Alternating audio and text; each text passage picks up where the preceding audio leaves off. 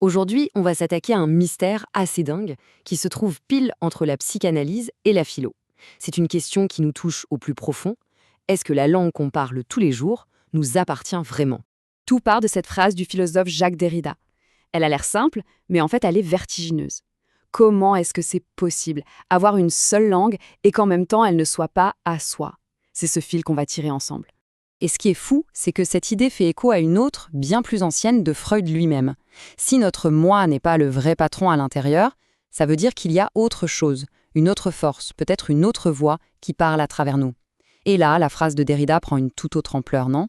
Voilà, c'est ça, l'énigme du jour. Et pour essayer de piger ce truc, on va suivre les pistes de deux penseurs, deux enquêteurs en quelque sorte, qui ont passé leur vie à traquer cette langue intérieure qui nous échappe. Alors, qui sont nos deux enquêteurs? D'un côté, le psychanalyste Jacques Lacan, de l'autre, le philosophe Jacques Derrida.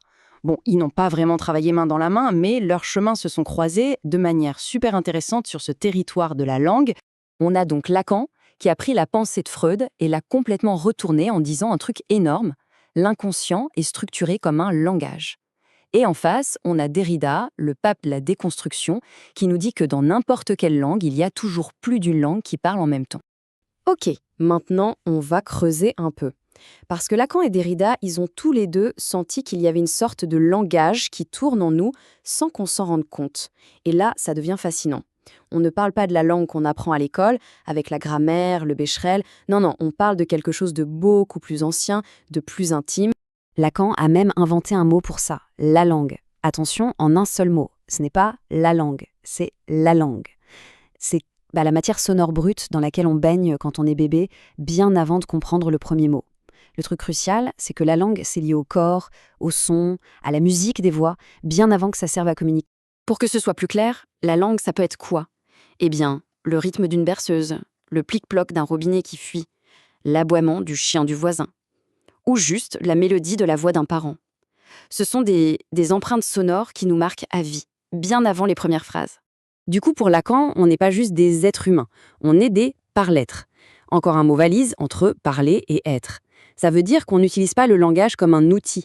Non, on est fait de langage, on est habité par lui, et par cette fameuse la langue de notre enfance. Et c'est là qu'on retombe sur Derrida. Quand il dit qu'on est poussé à parler plus d'une langue, il ne parle pas d'être bilingue, pas du tout. Il parle de cette autre langue à l'intérieur, celle de l'inconscient, de la mémoire, de toutes les traces que les sons ont laissées en nous et qui se mélangent tout le temps à notre parole de tous les jours. D'accord, mais comment on fait pour écouter cette langue cachée?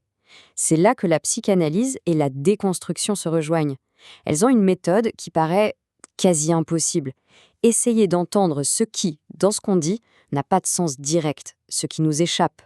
Et il y a une nuance vraiment intéressante ici. Les deux s'intéressent à ce qu'ils appellent la lettre, mais pas du tout de la même façon. Pour Derrida, la lettre, c'est la trace qui crée du sens. Pour Lacan, c'est presque l'inverse. La lettre, en analyse, c'est ce qui revient, ce qui insiste, mais qui est hors sens. C'est un truc qui ne veut rien dire, mais qui a un effet énorme sur nous. Mais alors, à quoi ça sert, toute cette analyse? Quel est le but du jeu? Eh bien, il ne s'agit pas de déterrer une vérité secrète. Le but, c'est plutôt d'apprendre à faire quelque chose de nouveau avec ce qu'on trouve. Vers la fin de son enseignement, Lacan arrive avec une idée juste magnifique. L'objectif, ce n'est pas de guérir un symptôme, de l'enlever, c'est d'apprendre à bricoler avec, c'est-à-dire trouver un moyen de le réorganiser, de trouver un nouvel équilibre plus vivable, une façon de savoir y faire avec. Et pour visualiser cette structure avec laquelle on bricole, Lacan utilise une image, le nœud borroméen. Imaginez 3 ronds. Le premier, c'est l'imaginaire, notre rapport aux images, à notre identité. Le deuxième, le symbolique, le monde du langage, des règles. Et le troisième, le réel, ce qui est impossible à dire, l'inconnaissable. Et là, attention, c'est ça le point clé. Ces 3 ronds sont noués d'une façon très spéciale. Si on en coupe un seul, les 2 autres deviennent libres.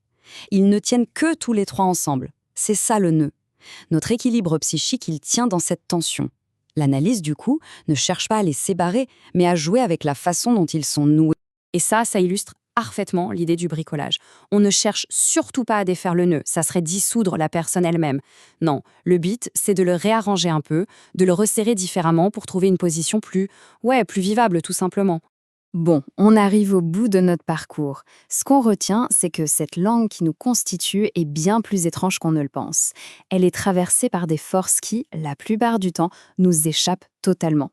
Cette phrase de Jacques-Alain Miller est parfaite pour ça. Elle nous dit que tout savoir, ce n'est pas forcément une bonne chose. Parfois, c'est justement le fait de ne pas tout savoir sur ce qui nous fait désirer qui maintient le désir en vie.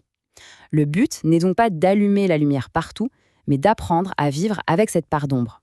Et donc, on ternit avec une question, peut-être encore plus folle que celle du début, si tout ce qu'on dit est traversé par la langue, par cet inconscient, alors quand on dit « je », qui parle vraiment? La question, évidemment, reste ouverte.